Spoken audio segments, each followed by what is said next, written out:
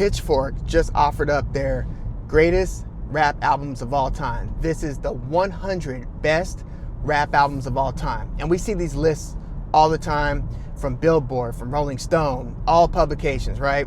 We always take issue with certain positioning, who's number one, who was left out of the top 5, top 10, who got elevated too much, who got, dismissed and downplayed too much. And I have to say, out of all of the lists that I've seen recently, and a lot of these lists are pretty bad, I think that Pitchfork's best 100 rap albums of all time might be the most hilariously bad. Like, I seriously don't know how people could have gotten into a room and agreed on some of these picks. And the first disqualifier is really as soon as you start the list, because at number 100 is Snoop Dogg's Doggystyle. They are saying that there are 99 greater rap albums than Doggystyle. Right there, that's a disqualifier. You cannot take that list seriously any longer. I mean, not to mention, you look at who's above it. I mean, some of these albums just dropped within the last 2-3 years from way lesser known artists. I'm not talking about Sexy Red or some who is also above Doggystyle, was ranked higher with her album than Doggystyle. But some like SoundCloud rappers of the past 8 to 10 years, I'm thinking, okay, we'll get to some of those. But Doggystyle being any worse than like in the top 40, and that's pushing it, is an automatic disqualifier. Like, you cannot overstate how impactful Doggystyle was. I mean, for better or worse, it introduced, Crip culture to hip hop, and I get the problematic aspects about that. But when you talk about the early to mid 90s West Coast takeover, right? And yes, you did have all-time great East Coast albums. You had Nas's Illmatic. You had Mobb Deep's The Infamous, which was number 1. Pitchfork had The Infamous, and I love Mobb Deep, and I love The Infamous. I love The Infamous, and I love Hell on Earth. And they just released a new album. Of course, Prodigy passed away, but they unearthed some of his, pre-recorded verses. But they had The Infamous Mobb Deep at number 1. And yeah, a lot of people swear by that album. But number 1 is pretty damn high for The Infamous. And they had Ghostface Killah's Supreme Clientele at number 4. I love Supreme Clientele. When that dropped, I was playing that thing every day. I know that it's not a top 5, top 10 rap album of all time. I mean, we're talking about 40 plus years of recorded hip hop. I know it's 50 years. We hit the 50-year mark. But I'm talking about rap on record, basically, when they were dropping albums and stuff. But they also had like 2 MF Doom albums within the top 20. They had Operation Doomsday, which I liked. And I remember when I liked it, when it dropped, other underground hip hop fans were into other stuff a lot more. Dilated Peoples, Aesop Rock, Living Legends, and so forth. And I like a lot of those artists, Hieroglyphics. But if you were to have told me when MF Doom dropped Operation Doomsday, which I knew, at least on the West Coast, I was in the minority in liking. A lot of people thought that his flow was too cluttered, his sound was too muffled, the album itself was too shabbily recorded, where it sounded like it was in a bad studio where, the mix is bad and all that stuff. But that has obviously grown in reputation over the years. I get it. But top 20, I don't know. And then they had, Mad Villain, his collab with Madlib, in like the top 10. But let's get back to Doggystyle. You cannot talk about 90s hip hop without Doggystyle. Yes, you could argue that, there was NWA, and obviously Dr. Dre's The Chronic, you could say, started to spearhead the West Coast takeover in the 90s. And yes, there was DJ Quick, Ice Cube, and others. But there was The Chronic, and then in 1993, Snoop Dogg dropped Doggystyle. And you could not get away from those singles. Until this day, if Snoop Dogg, who, just several years ago headlined Coachella, the biggest response is, it wasn't beautiful, it wasn't Drop It Like It's Hot, even though those were hits, obviously, when they dropped, and they are also, could be considered classics.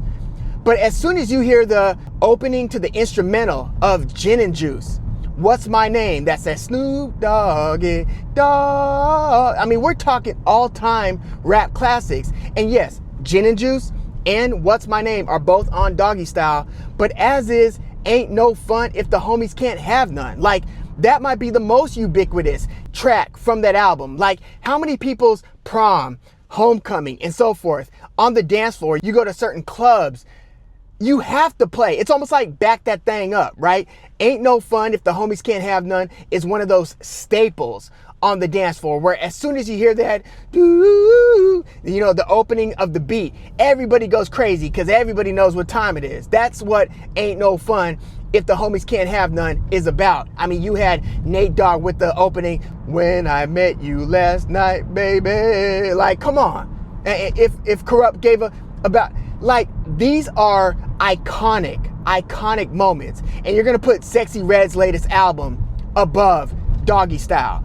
Automatic DQ. It's almost like the list was put together by people who were like, and look, I'm not one of these ageists where I think that somebody doesn't know what they're talking about because they are younger than a certain age or older than a certain age. You know what you know. I mean, a lot of y'all probably can't guess my age, even though I might have given it up based on some of the hip hop that I said I was into when it dropped. I don't care what flavor of hip hop you're into. I don't care what era of hip hop you're into.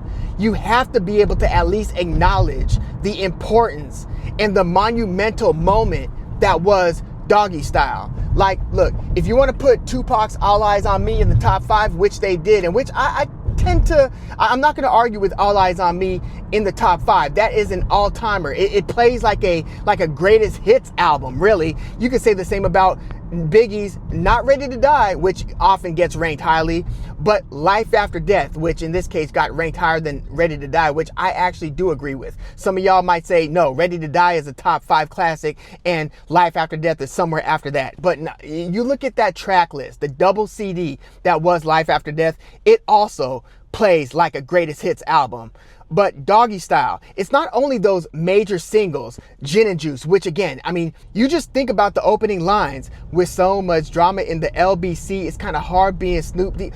Like, that is one of the most iconic opening lines to a track, as is his opening to Nothing But a G Thing, 1, 2, 3, and to the 4. Like, come on.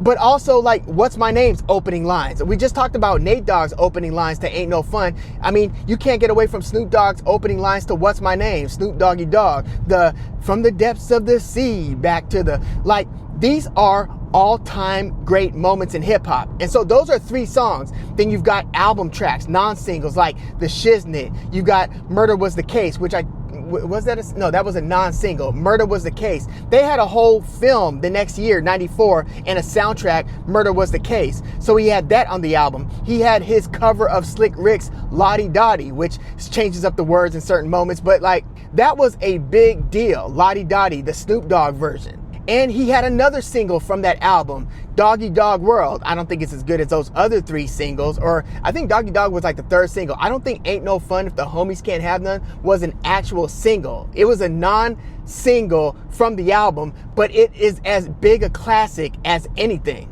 Then you had tracks like I said, The Shiznit. You had the opener, the one with Lady of Rage. Like, Snoop only comes in at the end of that one, but Lady of Rage, listen to that beat. That's a wonderful way to kick off that album. Then you had Serial Killer, the album closer, Pump Pump. You had This Is For My G's, This Is For My Hustlers, This Is For My Hustlers, Now Back to My G's.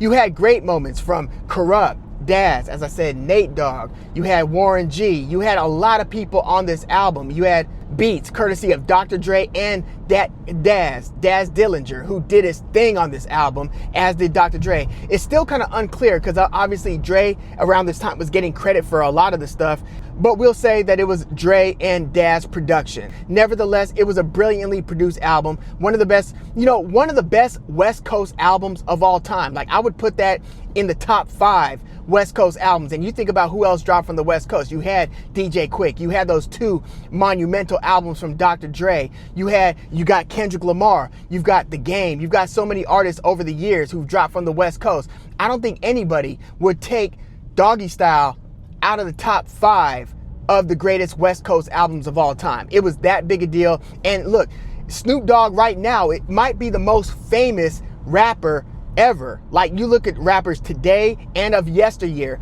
Snoop Dogg might be the most recognizable face. And imagine he drops his debut album and the whole rap game is hit with the charisma of Snoop Dogg on Doggystyle. Yes, he did do his thing on Deep Cover way before that. Yes, he did feature all over Dr. Dre's The Chronic. But his true moment where it was like the game will never be the same and the West Coast is here to stay was Doggystyle. So in short, how dare you, Pitchfork, put Snoop Dogg's Doggystyle at number 100. It almost makes me not care what you did 99 through 1 because you put Doggystyle at number 100. That is, again, an automatic disqualifier. But yeah, let me know if you've checked out that Pitchfork Top 100 Rap Albums of All Time list. Again, I want to see who was on that staff in those rooms having those discussions, who agreed, yeah, Doggystyle, number 100. And then going from there. And again, you look at some of those names, you won't even recognize the names. And it's not because you're too old to know these young names. I'm saying some of these names aren't even huge in today's rap game. And they got placed above Doggystyle on this list. But yeah, let me know your thoughts in the comments.